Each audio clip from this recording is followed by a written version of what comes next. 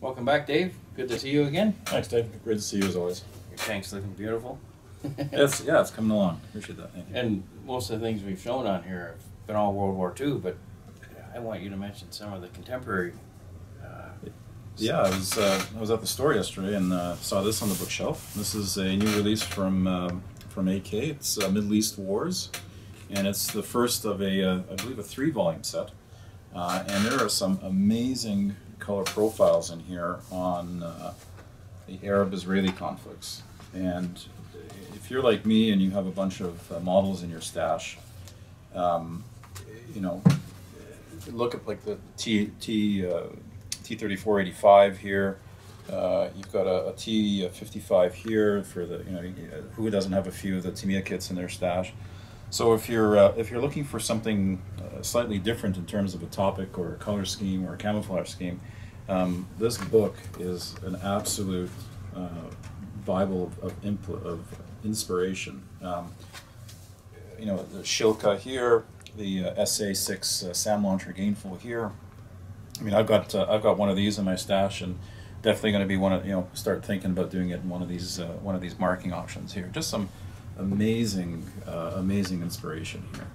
And I think that, a lot of things that you and I have been showing in there, they all apply. Absolutely. So, guys, don't get lost up in the fact that Dave and I have recently done World War II stuff, because certainly Dave and I step out and do all kinds of things. So and even if you have a World War II subject, like you have an ISU 152 here in Egyptian markings.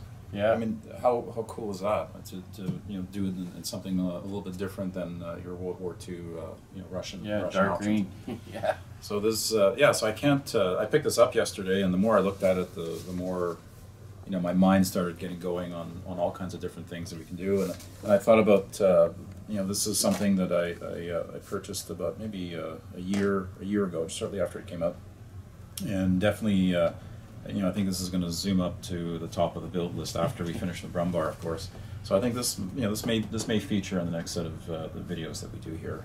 I was flipping through it after you picked it up, because I was busy at the store. I actually received those from AK, I think on Friday, and of course they sold out instantly Saturday. You have one now, and I don't think there's any upstairs anymore. But what it does, guys, is it makes you. You don't have to run out to your local hobby shop and get the latest and greatest tank. You probably have them in your stash, especially, this great one. So it's beautiful how the juices just start to flow just by, the small purchase of a book, and this magazine too, just full of contemporary. Abrams Squad has always done contemporary armor, so you can pick this up all over the place, around the planet, I think. So this also too, your juices will just get cooking once you. And this is full of models too. The AK book has a lot of profiles in it, probably over 100 profiles, and this one has built contemporary models.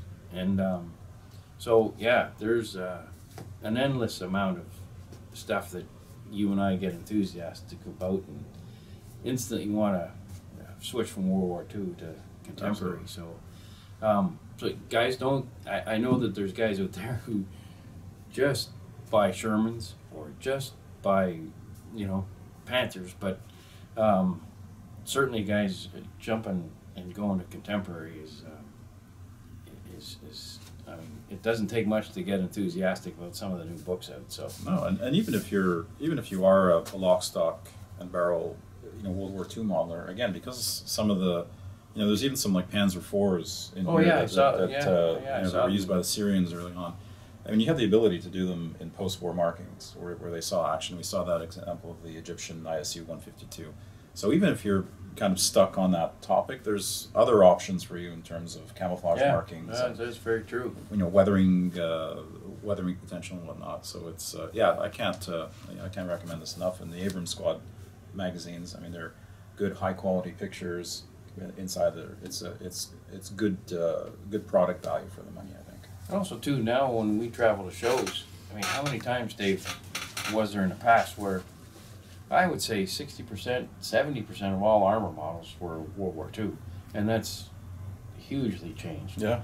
Over the Definitely last shifted. 5 years, it's contemporary armor is probably now probably 60%. Yeah, well, remember the days when you'd go and you'd look at a model show and all you'd see were like panthers and tigers, and that's changed now. Now, Yeah. panthers and tigers are the rare exception. There's so much out there to choose Yeah, from. yeah. So it's- I've gone working on the side of the counter that I work on. I look at and see what's hot and see what things I have to stock in the store based on what I see at model shows. I mean, if everybody's doing contemporary armor, you will find, you know, that the store will suddenly have a whole load of it. And, you know, coming back from amps, and when you go to amps in the United States or the U.S. Nationals, I mean, the enthusiasm that you come back with. Oh yeah. I mean, you're going to see models that, you know, are going to, you know, just hit your bone where you just want to get home and quite often it's at least these days, because the tables are at least 50-50 and sometimes 60% contemporary, the enthusiasm to get to the modeling table as soon as you get home and build a T-55 or, you know, anything for the Middle East fighting is you know, Oh, yeah. instantly hits you. Yeah, you know? it's instant inspiration, it really is. And the groundwork, you guys know that I like doing groundwork underneath my tanks. And it's not just flat desert. I'm not gonna suddenly become an expert on doing the Sahara Desert. I mean, there are so many more things that you can do with interesting groundwork that you don't have to worry. You're not suddenly, our viewers out there aren't going to suddenly see contemporary armor sitting on, you know, a flat, you know, with a few weeds, tumbleweeds sticking out. No, we're not going to do that. It's all going to be interesting stuff. So, and I think that moving forward after the Brumbar and the King Tiger, and maybe a little bit of some Russian thing down in the Berlin farther down in 2018, I think that one of our projects coming up should be possibly a contemporary piece of armor. Yeah, I think this could be it for me. I've got a number of options that I'm looking at, but certainly this book has kind of pushed me in a particular direction.